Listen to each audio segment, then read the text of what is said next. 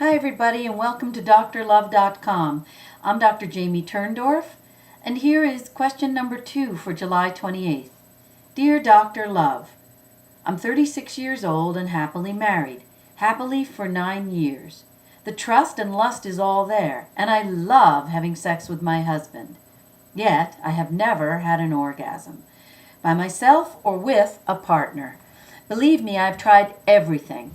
I have various toys and masturbate 3-ish times a week, sometimes trying, sometimes just enjoying the moment, tensing and not, to no avail.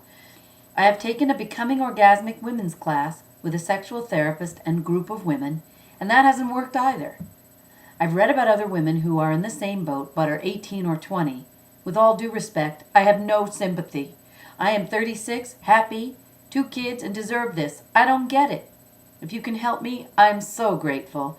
I've heard it all, tried it all, therapy, fantasizing, toys, books, etc., and the best I can describe it is falling off the ladder at the 3rd step. Yet I get totally wet and love sex. I'm perfectly healthy and active. Please help. This sucks. And here's my answer. Yes, this does suck for you. Since you say that you have heard it all and tried it all, I feel rather hopeless. Anorgasmia is the technical name for inability to achieve orgasm.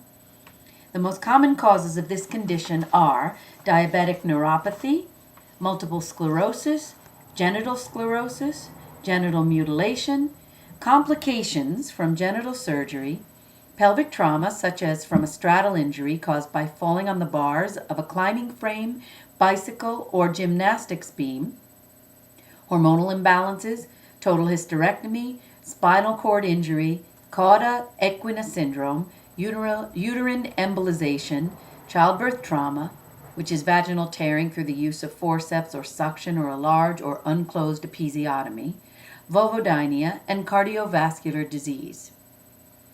Anorgasmia is far more common in females than in males and is equally rare in younger men.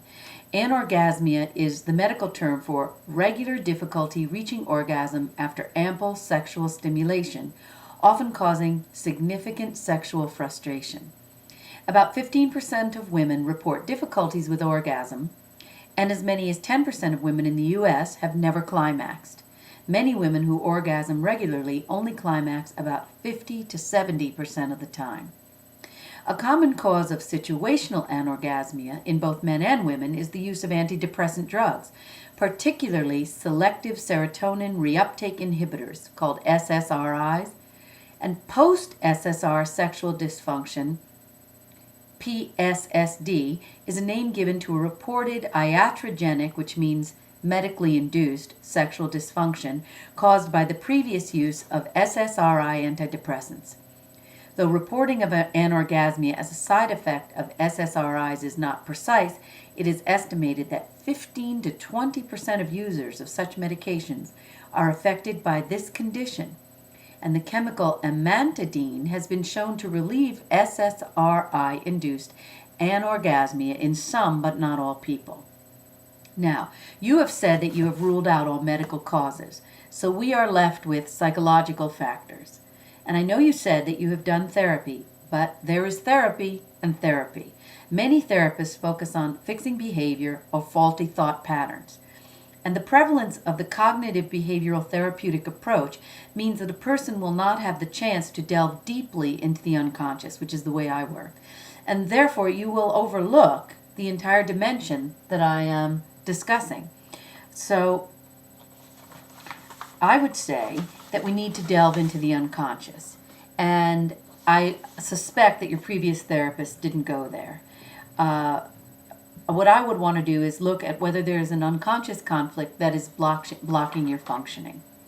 Unconscious emotional conflicts are a common cause of anorgasmia that most people don't realize. And these unconscious conflicts include fear of loss of power and control, fear of dependency, and fear of loss and rejection. For many people, the act of letting go by giving over to an orgasm can be seen as terrifying because the act is synonymous with the loss of power and control. Adult children of alcoholics and drug addicts and or those who have been abused emotionally, physically, or sexually during childhood do not know how to set proper limits and protect themselves. And in such cases, the only way to set limits is to avoid situations in which loss of control occurs, and loss of control is a key component in sexual response. Sexual surrender also brings up feelings of need and dependency that are terrifying. What if I open up and I'm rejected, or worse, abandoned? These fears are all the more great if someone has suffered similar losses early in life. I've given you a lot to chew on, and if you want me to help you explore further, please contact me in my private consulting division. And I hope you come to a resolution soon.